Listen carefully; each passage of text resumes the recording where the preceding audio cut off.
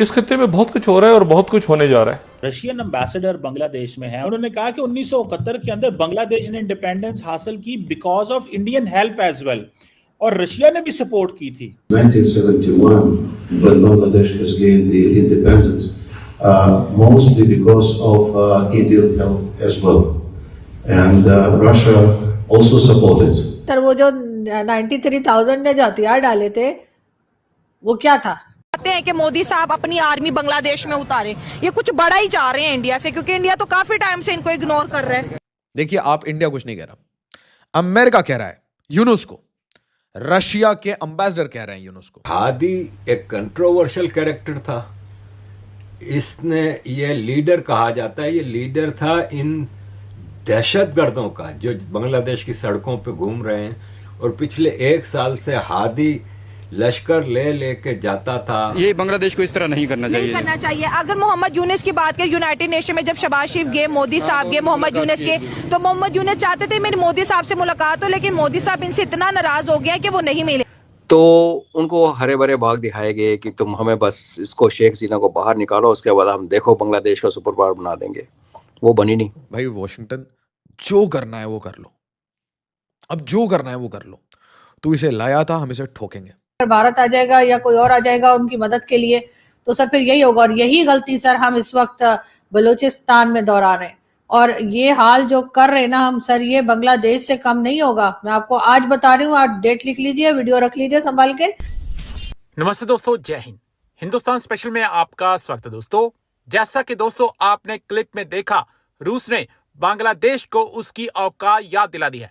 बांग्लादेश में रूस के राजदूत अलेक्जेंडर ग्रिगोरोविच खोजिन ने ढाका में भारत के साथ तनाव कम करने का आग्रह किया और बांग्लादेश को चेताया कि बांग्लादेश का अस्तित्व भारत की ही वजह से है। उन्होंने कहा कि हम इस स्थिति पर नजर रखे हुए हैं, क्योंकि यह दोनों देश और पूरे क्षेत्र यहां तक कि दक्षिण एशिया के लिए भी महत्वपूर्ण है। इसका भू राजनीतिक पहलू भी है, जिनका किसी भी तरह से वास्तविक परिणाम न निकलने पर नकारात्मक प्रभाव पड़ेगा। रूस के राजदूत ने कहा कि दोनों पक्ष और हितधारक इस तनाव को जल्द से जल्द कम करने के लिए संतुलित रास्ता खोजने की कोशिश कर रहे हैं।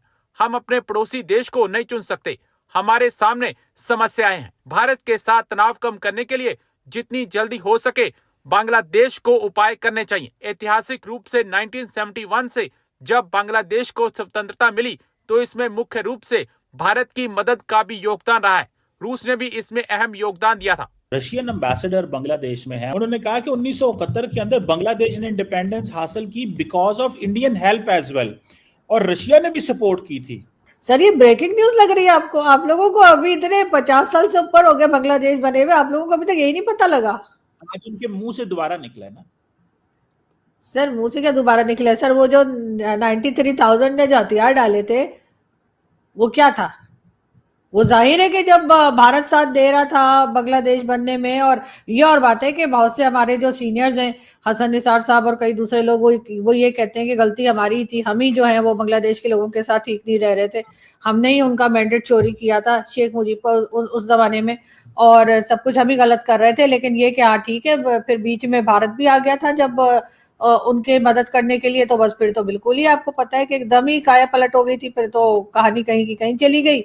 और अब अगर इतने अरसे के बाद अगर रशियन एम्बेसडर अगर ये बात कर रहे हैं, तो ये बात तो पाकिस्तान में बच्चे को पता है कि जी 71 में क्या हुआ था और कैसे बांग्लादेश बना। ये भी पता, बांग्लादेश बनने से पहले का भी अक्सर लोगों को पता है। अब तो वो जो हमीदुर रहमान कमीशन रिपोर्ट, जो मैं समझती हूँ कि हर स्कूल कॉलेज में पढ़ानी चाहिए, अब तो लोगों को वो मिल गई है, इंटरनेट पे पढ़ी जा सकती है, बहुत आसानी से समझा जा सकता है, जबकि पहले तो छुपा दी थी इन्होंने।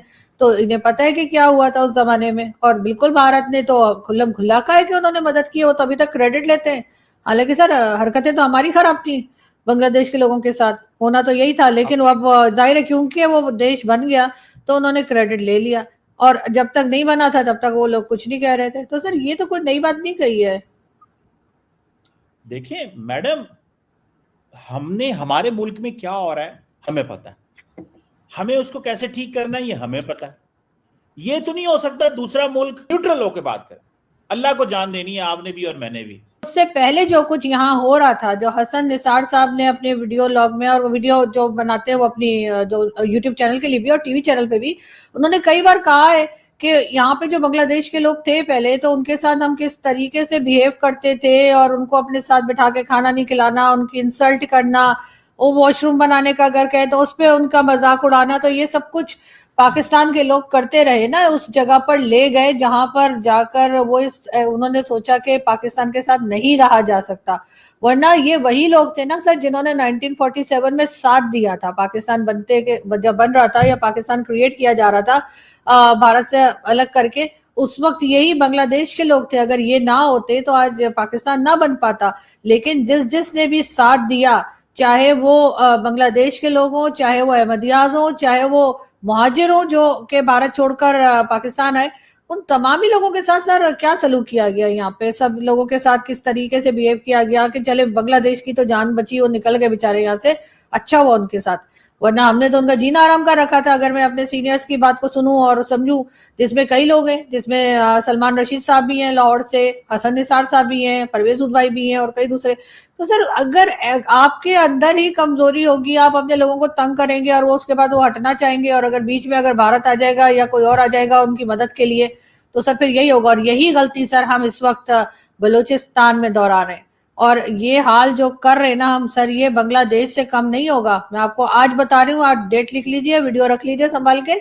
और अगर ये जो हमारी पॉलिसीज चल रही हैं, अगर हमने ना बदली और हमने वही हरकतें जारी रखी जो हमने 71 में रखी थी, तो सर बलूचिस्तान भी हमारे हाथ से जाएगा। फिर वहां के लिए भी फिर आप क्या करेंगे? भारत को इल्जाम देंगे? अपने आप को भी कभी इल्जाम दे दिया करें, ताकि पता तो लगे कि यहाँ से जो गलती हो रही है। हादी एक कंट्रोवर्शियल कैरेक्टर था। इसने ये लीडर कहा जाता है, ये लीडर था इन दहशतगर्दों का जो बांग्लादेश की सड़कों पे घूम रहे हैं। और पिछले 1 साल से हादी लश्कर लेके जाता था और आगे लगाता था, और ये ह्यूमन राइट्स के ठेकेदार उसके मरने पे शोक मना रहे हैं। झंडा जर्मनी ने अपना हाफ पास पे कर दिया। एक लिमिट होती है। चलें, ये भी आपका एक पॉलिटिकल वो है, लेकिन ये जो दीपू मरा है उसको भी तो कंडेम करें ना।